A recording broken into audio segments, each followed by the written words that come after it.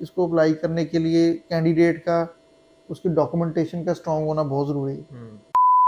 इसको हम एक लाइन कहते हैं, purpose of the visit should be very clear. बिल्कुल ठीक है।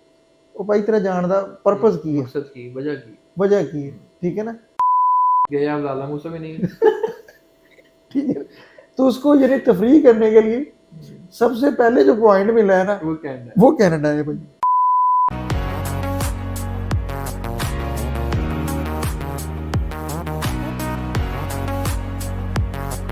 जी अस्सलाम वालेकुम, मेरा नाम मोहम्मद साइम ताहिर है और आज मेरे साथ CEO of NX consultant Mohammad Jahanzeb Zafar साहब मौजूद हैं। सर कैसे हैं आप? शुक्र अल्हम्दुलिल्लाह।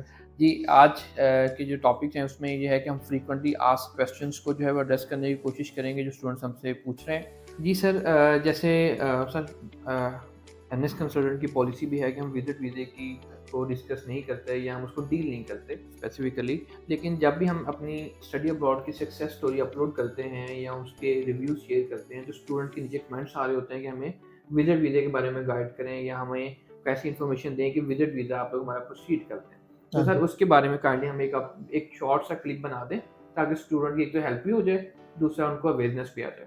देखिए, विजिट वीज़ा जो है एक क्वेश्चन ऐसा है, ये हमेशा किया जाता है। उसकी वजह सिर्फ यही है कि इसकी कॉस्ट लो है, बिल्कुल ठीक है। सिर्फ आपने विजिट वीज़ा की फ़ी एम्बेसी की थोड़ी बहुत पे करनी है और आपका वीज़ा स्टैम्प हो जाता है। तो लेकिन ये है कि हमारे लोग समझते नहीं है, विजिट का मतलब है विजिट, सिर्फ आपने विजिट करना है वहाँ पे। हमारे लोग सेटल होने के लिए भी विजिट वीज़ा चाह रहे होते हैं, ठीक है। पता ही नहीं है क्यों चाह रहे हैं, क्यों मिलेगा, क्यों देंगे वो, ये सारे क्वेश्चन वो ना उनका अनअटेंडेड होते हैं। और अगर हम इंक्वायरी देखने बैठ जाएं तो हमारा तो 25-30 मिनट गया। बिल्कुल। और यही वजह है कि हम वो स्टार्ट में कहते थे कि भाई हम करते नहीं, ठीक है। उसकी वजह सिर्फ ये है, एक तो टाइम ना होने की, हमारा एक सेक्टर है एजुकेशन का, हम सिर्फ उसी को प्रमोट करते हैं। सेकेंडली, विजिट वीज़ा जो है ना, ये इसको अप्लाई करने के लिए कैंडिडेट का उसकी डॉक्यूमेंटेशन का स्ट्रांग होना बहुत ज़रूरी है। और अक्सर बहुत अच्छे कैंडिडेट जो होते हैं उनका वीज़ा रिफ्यूज़ हो जाता है, जिससे फिर हमारी वो जो लोगों के साथ अटैचमेंट है उसमें इश्यूज आते हैं, ठीक है। और वो फिर इस वजह से हम इसको डील नहीं कर पाते। अगर किसी ने विजिट वीज़ा अप्लाई करना है तो काइंडली सबसे पहले उसकी रिक्वायरमेंट्स को समझें कि जो विजिट वीज़ा है वो लेना क्यों है। इसको हम एक लाइन कहते हैं, purpose of the visit should be very clear. बिल्कुल ठीक है। वो भाई तेरा जानदा पर्पस की है, मकसद की वजह की है, ठीक है ना। अब ये देखें, ये भी नहीं पता होता विजिट वीज़ा लेना है, ठीक है। तो अब अगर पर्पस ऑफ विजिट क्लियर है कि आपने विजिट क्यों करना है, आपने कोई बिजनेस विजिट करना है, आपने रिक्रिएशनल टूर करना है, ठीक है, या आपने किसी फैमिली मेंबर को मिलना है। इसके अलावा भी जितने भी विजिट की कैटेगरीज हैं आपको वो पता होना चाहिए और स्ट्रॉन्ग इन्विटेशन होना चाहिए आपके पास।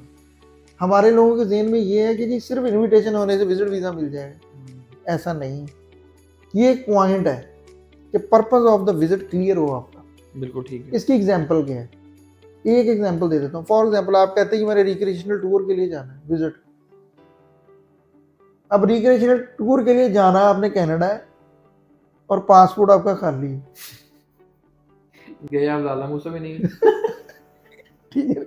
तो उसको यानी तफरीह करने के लिए सबसे पहले जो पॉइंट मिला है ना, वो कनाडा है भाई। तो ये भाई खुद सोचो कि अगर इतना ही आसान है फिर आपको पूरा पाकिस्तान इधर नजर आए या और भी जो कंट्री है। हर बंदे के शौक है कि उसके पास विजिट वीज़ा हो, चाहे उसने उधर नहीं भी रहना, ठीक है ना। तो आप ये थोड़ा सा ये सोच लें। तो पहली चीज़ है कि पर्पस ऑफ विजिट, अगर आपने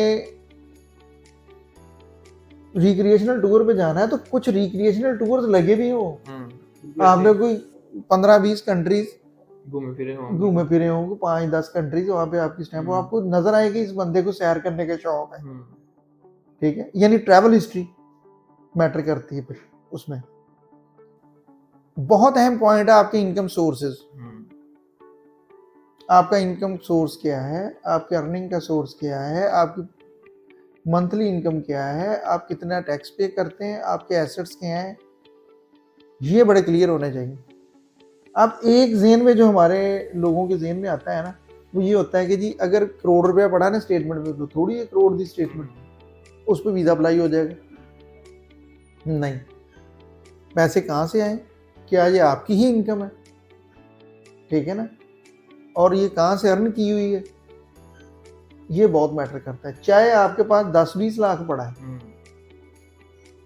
लेकिन कहाँ से आया है, दैट मैटर्स, ये मैटर करता है, ठीक है। बिल्कुल ठीक है, तो ये एक पॉइंट है, बिल्कुल ठीक। इसके अंदर ये देखना चाहिए, सिर्फ स्टेटमेंट में पैसे लगवा देना काम नहीं है, ठीक है। वो ये देखते हैं कि जो पर्सन हमारी तरफ आ रहा है उसको वो डॉलर और पाउंड में कैलकुलेट कर लेते हैं। अब एक बंदा है, उसकी सैलरी है जी या उसकी इनकम है जी लाख रुपए है पाकिस्तानी, उसको आप बना लें कितने पाउंड डॉलर बनते हैं, तो उसको वो वीज़ा दे देंगे। बिल्कुल ऐसे ही, बिल्कुल कम सही। से कम आपकी इनकम इतनी हो जिससे ये शो हो कि ये भाई साहब वापस आ जाएंगे, ये तो इधर ही अर्निंग अच्छी कर रहे हैं, ठीक है। एक पॉइंट इसके अंदर जो बड़ा अहम है, ये तो इनकम सोर्सेज के तो हो गया ना, इसमें अब जॉब वाले भी लोग आ गए हैं, वो खुद से अब ये सोच लें कि अगर किसकी जॉब है तो उसकी क्या लेवल होना चाहिए, उनके भी लगते हैं विजिट वीज़ा, ठीक है। तो अगर किसी का बिजनेस है तो वो किस तरह का होना चाहिए, बिजनेस डॉक्यूमेंटेशन, उसके प्रॉपर बिजनेस की हर चीज़ उसके पास मौजूद होनी चाहिए, जिससे नज़र आए कि ये वाकई बिजनेसमैन है।